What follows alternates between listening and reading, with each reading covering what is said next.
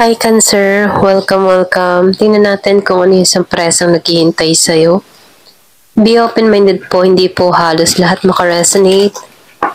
Thank you nga po pala sa mga nagsusubscribe at sa mga bumabalik. Maraming pong salamat.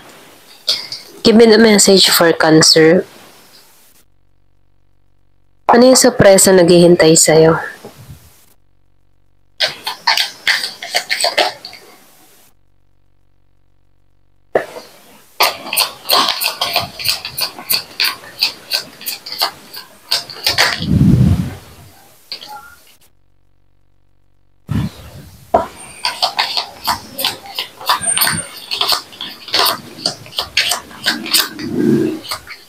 Nakikitaan ko dito yung security, okay? Seguridad, ano? Seguridad sa maayos mong pangkabuhayan. So, secure ka. Stable ka.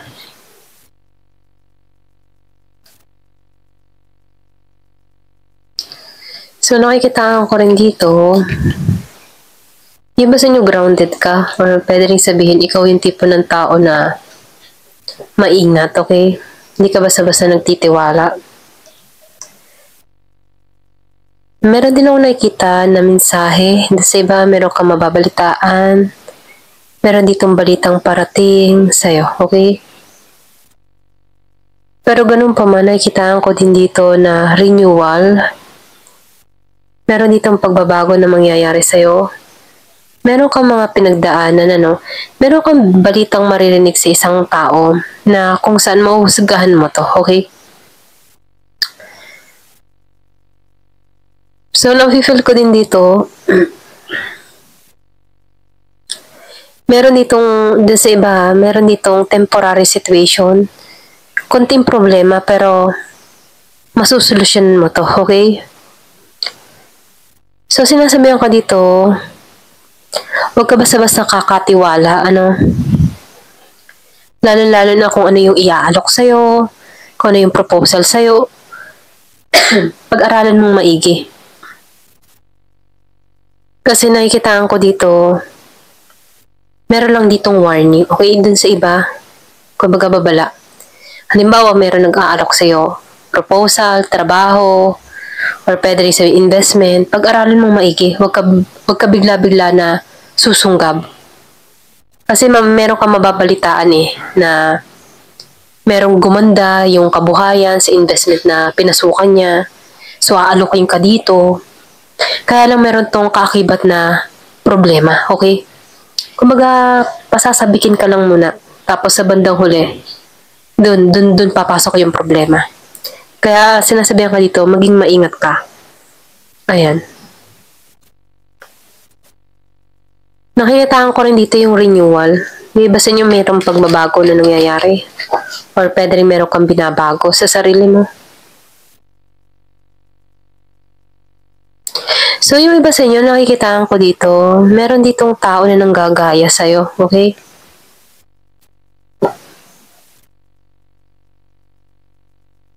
So, nakikitaan ko dito,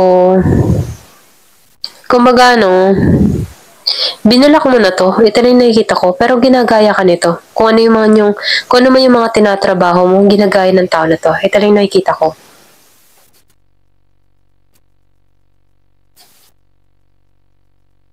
So, makinig ka. Ito lang yung mensahe, no? Makinig ka. Lalo-lalo na sa mga advice sa'yo, okay? Para to sa ikabubuti mo. Kasi meron ako nakikita dito na tao na manchichismis, meron tong balita, pero ganun pa man, nakikita ko dito yung bagong simula na naghihintay sa'yo. Kumbaga, sinasabihan ka din dito, iwasan mo yung aroganting tao. Or pwede rin sabihin, meron ditong tao na mahilig manira, okay? Pero iwasan mo to.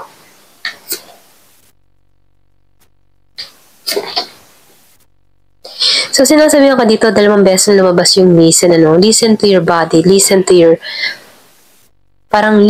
soul, okay? Listen to your inner guidance. Kumbaga, listen to your intuition. So, nakikita ko dito, bago ka magpasya, pag-isipan mong maigi, okay? Pakaramdaman mo kung ano yung papasukin mo dito. Yung iba sa inyo, nakikitaan ko dito, meron dito mapaglaro, okay? Pwedeng sabihin na meron ditong mapaglarong tadhana, susubukan ka. Pero ganun pa man, sa bawat desisyon na gagawan mo, makinig ka, okay? Pakinggan mo yung iyong kutob-kutob. Kasi ginagabayan ka naman dito, okay? Ito rin nakikita ko. Meron ditong happiness na mangyayari sa'yo.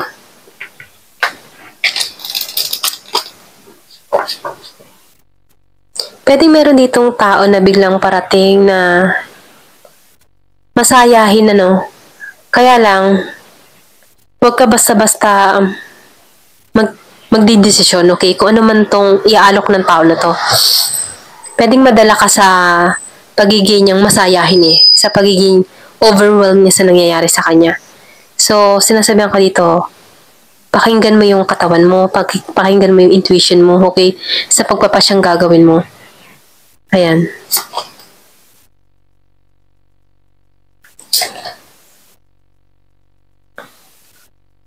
So, meron ditong tao na parating dun sa iba. Pwedeng ex mo to, ex-lover, past lover, na gustong ayusin yung mga nasira sa inyong dalawa, okay? Yung gusot na nangyari sa inyo. So, nakikita ko rin dito, meron kang na-discover sa sarili mo. Meron kang napatunayan dito. So, mainam din yung napapalibutan ka ng mga kaibigan na masasayahin, ano? Kasi, isa rin tong tulong para sa'yo para makalimutan yung mga pinagdaanan mo. Yung mga lungkot na naranasan mo sa karelasyon mo, okay? Or sa mga nagbigay ng pasakit sa'yo. Kumbaga sinasabihan ka dito, palibutan mo yung sarili mo ng mga masasayahin tao, mga komedyante, ganyan, okay? Kasi malaking tulong to para mag-heal ka ng lubusan. So nakikita ko dito, yung iba naman sa inyo, meron ditong natakbo yung oras, calling to sa'yo, para bang merong tawag sa'yo na kailangan may ayusin ka sa sarili mo, okay? Panatilihin mo maging masigla, panatilihin mo maging masaya, piliin mo yung kasiyahan mo. So, nakikitaan ko dito, meron dito nag-isolate. Matagal na panahon na nanahimik. Meron ka silent treatment. Or meron kang iniwasan dito. Pero ganun pa man, nakikitaan ko dito yung healing na nangyari. So, meron ditong gossip. Merong chismis. Merong magbabalita sa'yo. So, ingat ka na lang din ano, sa mga chismis na ibabato sa'yo, okay? Pwede nga iba sa inyo pinagchichismisan ka dito. Pero ganun pa man, kung sino man to nang chichismis sa'yo, kasi nakikitaan ka ng tao nito na lumalago. Excuse me. Pwedeng inggit. Masaya ka eh. Kumbaga, open yung solar chakra mo. Masaya ka, okay ka. Kahit nakakaranas ka ng mga problema, kaya mo yung dalhin, kaya mo dalhin yung problema, masaya ka dito. Okay? So, merong nagigilty dito. Merong tinatamaan ng guilty sa'yo. Pwedeng meron tong atraso, meron tong nagawang pagkakamali na hindi mo alam. Nagigilty tong tao na to. Okay?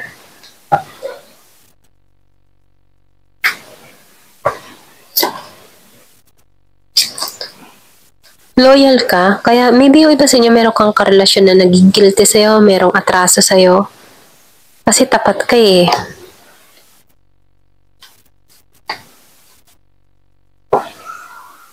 Yung iba naman sa inyo, nakikitaan ko dito, merong parating sa'yo na magmamahal, may patungo sa bahay mo. Meron dito mag-express ng kanyang nararamdaman, okay? May pinanganak noong 27, 4, 18 at 24.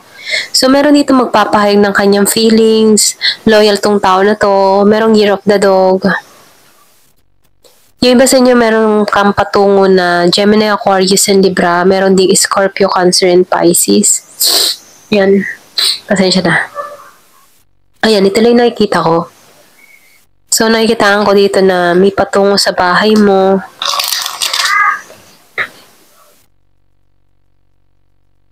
Give me the message. Ano pa yung mensahe?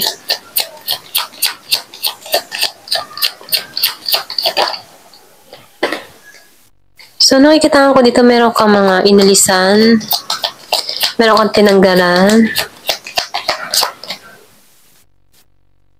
So, 2 beses na lumabas yung bahay. May patungo sa bahay mo, okay? Or pwede rin sabihin yung iba sa inyo, nagpabala ka magpabahay, merong bahay, or meron kang ma-achieve na bahay, okay? Ngayong taon na to. Yung iba sa inyo makakapagpabahay ngayong taon na to. 2 lumabas na dog, okay? So, nakikita ko dito, yung iba sa inyo meron din parating na tapat. Tapat na tao na mamahalin ka, okay? So, ito na yung nakikita ko, tapat siya. Oh, may birds. May kita mo, 2 birds.